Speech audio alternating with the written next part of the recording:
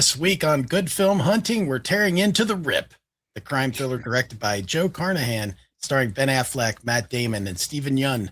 When a group of Miami cops stumble into a massive illicit haul, loyalty gets tested and the line between law and crime starts to tear fast. Did Affleck and Damon rip a good one? As my uncle would say. Hey man, that was a good one. Did you rip a good one? Find out on our brand new episodes of Good Film Hunting. Oh. And what better way to start than with a Affleck and Damon film? I was just thinking that when we rolled, I'm like, hey, you know what? That wasn't even planned. Well done, sir. Well okay. Done. Just so everybody knows, I don't know what Gary's going to say before he starts. So the laughter is genuine. The little puns, I find them funny. And I know Gary's uncle, so that's kind of funny too. Yeah. Yeah, man. Hey, man. Anyway. Smoking any turds lately? Hey. Anyway. So I do think it's also awesome that we actually ended up doing a Ben and Matt film as we've kind of fashioned our new title after them. So hey, kudos, Gary. Good pick on this one. That's totally an accident, my friend. Totally The Rip. That is called serendipity, I believe. Serendipitous. Yes. So the Rotten Tomatoes on this, Gary, just so you know where the critics and the fans are sitting with this thing. Critics have it sitting at 80%. The popcornometer. Am I the only one that sees you frozen? No, am I not moving? No, not at all. Oh, well, I'm still here. Can you hear me? I can hear you. Because I'm moving, bro. It's hilarious. Hey, just continue because this is kind of fun. When I come back, you'll see how my sick moves, bro. Okay. Anyway, the critics have it at 80, and the there he is. audience has it at 64, baby. 64. So they are. It is considered fresh. Barely fresh. Barely fresh to the audience, but the critics liked it. Critics liked it. All right, fair enough. So this is this one is Netflix films, right? Yeah. So did you hear the crazy financing, or not financing, but the way this went down, the way Ben and Matt negotiated this to pay for this thing? Do you know the story? Tell us all about it. Andy. I'll give you a really short version, and you can look it up for more. But I saw an interview with them. They talked about this. So when it came to paying people for this film, what they did is they did something where they want everybody who's involved in the film to get a point or credit or part of this. He said so because these people, they said basically is like, the actors always make all the money, and the directors and the writers make all the money. He said, but there's 100 people or more that work on these films, and it could be just them just trying to be cool, or maybe they truly feel this way because they are filmmakers. Is let's share the wealth. Yeah. So the way it worked out, and I saw someone asking them, do you think this will be the future of filmmaking? And they said, probably not. It depends on who it is, who has the kind of the pull and the power that Ben and Matt have. But basically, the everybody who worked on the film will share in the profits of this film. So that's interesting, and I applaud them for that, because at the end of the day, like, the grunt workers do a lot of work. Well, and I think one of the points they made too was that it's an incentive to put your best work out there. Not that you wouldn't ordinarily anyway. Right. But you're invested now. Yeah, you're invested, and you're really want it to be as good as it could possibly be. So, So having said that, Gary, you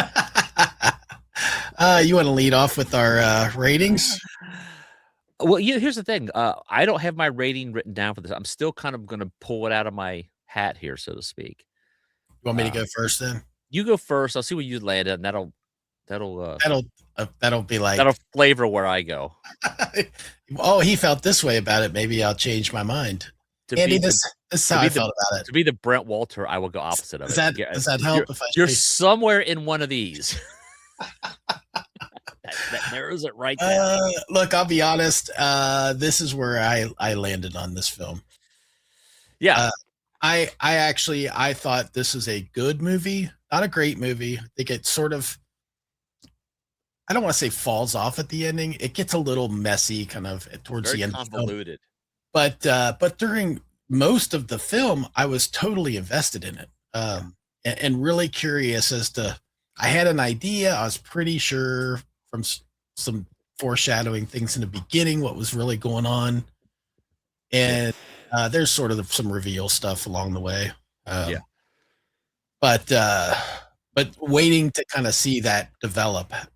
When's it gonna kind of happen? Because you know Yes. something's gonna happen. You're just kind of waiting for that thing to happen. And then once it kind of pops off and things start happening, it's just that it kind of gets a little muddy there towards the end. So, but I thought it was an enjoyable movie for sure. Great, no, but good. So, Gary, I'm gonna come in hot, just like you. Okay. I had it at good. I was dabbling with interesting, but it's not great. It's not, but it is very good. And I echoing exactly what you said. I was kind of like nodding along with like, Mhm. I felt the same way. I was into the film. I mean, we have a mutual friend who is a an officer of the law. So I'm texting him throughout the movie, like question. He's like, "Are you watching The Rip?" And I said, "Yeah."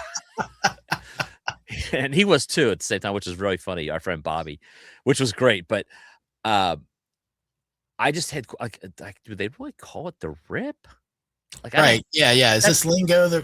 Is this they're just how? making it up. Right. Right. Yeah. Uh, but I like you. I think the film it is good. It's intense. It keeps you in the film, but it does like perfectly stated. It gets a little muddy at one point, and I had a lot of like, wait a minute, and I wasn't quite sure. And I don't want to give anything away if you haven't seen it, but it's worth watching.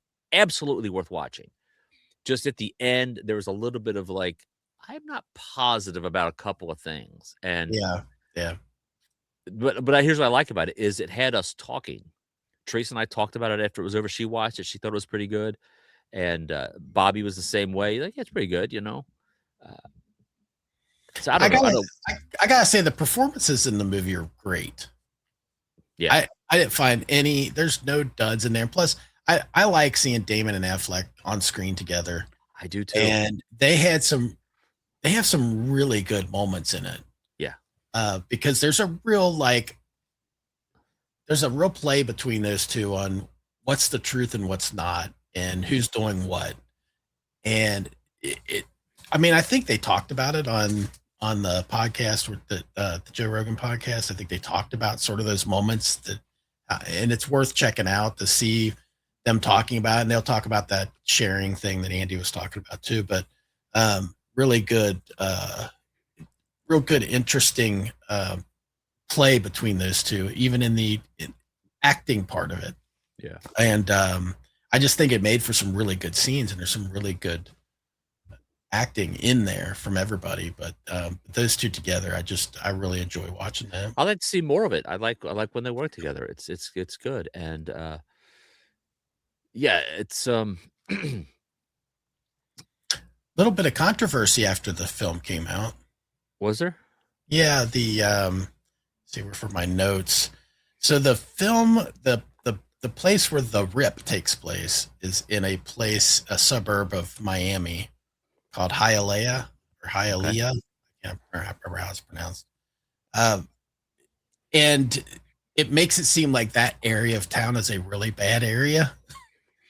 And the I don't know if it was the police department or the mayor. I guess it was the mayor that came out and was like they actually talked about having a lawsuit against the Oh my. filmmakers or something. I think if I remember correctly, I don't know the whole details. I just remember that they came out and were like, "This is not the way our town is portrayed in here is not the way our town."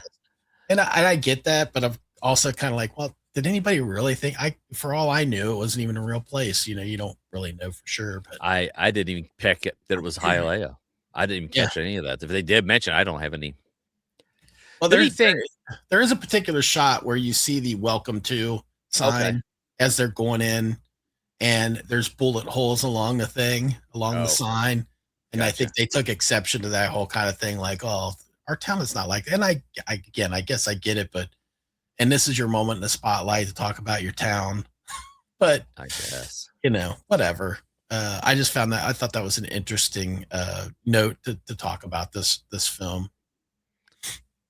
The one thing I will say that I thought was a little, uh, I didn't care for, and it just seems like it's cliche, was there's a scene where they're all meeting up, like, somewhere to before they go for the rip, and everybody's got like the custom car. One guy's got the muscle car, one guy's got the jacked up truck, the girl's Yeah. got the motorcycle, she's the badass, and I'm like, Did you fact check that one with Bobby? well, because I know Bobby doesn't have anything cool. But I was like, do we have to do that? Do we have to have like Right. why Yeah. isn't somebody just driving like a nice, Beater? sensible, like a Taurus or a Ford Fusion, yeah, Yeah. it's in my car. And no, I mean, one guy's got like probably a $90,000 jacked up pickup truck, and it's like, come Yeah. on. So Yeah, I don't know how much of any of that's supposed to play into the. I mean, it could be true. I don't know. Are they crooked cops because they have money to be buying that stuff? Or So I that's don't know what how I much. thought. Like, I don't know if that's supposed to really mean anything to it or not. But I suppose if you had them all in like crappy cars and different things, that too would be like another like, well, is it red flag. Yeah, is that sort of a thing? Yeah, so I don't know. I don't But maybe it's kind of like if you are a crooked cop, you don't show that you're crooked. You don't right. like you don't show up to work in a We- Ferrari. We all know how much you make. Yeah, like it's public record. The cop makes you 80,000, and you're driving a $200,000 Lamborghini. Yeah. That's a little suspect. Yeah, right. Yeah. So that's always something I always found odd about any of these cop films. Yeah, yeah. So, True. but I mean, it doesn't take away. It's just you see cliches here and there. I was like, come on. So, but anyway, that's it. I mean, I enjoyed it. It's a good movie. It's a good movie. Mhm. I'm gonna make up some words as we go. It's a good foovie. I think that is a film/movie. A foovie. That is a problem of mine. I do blend words together. I sweave. And Andyisms. I sweave. All right. Anything else, Garth? That's all I got. I think it's worth checking out, and let us know in the comments what you thought about the rip. Rip from one down the, there. Rip one down in the whoa. comments. From the Matt and Ben of film reviews, it's Gary and Andy saying, "Hasta la Adios. vista, baby." This has been a Touch of Madness production, brought to you by the creative minds at Tommy Twins Media.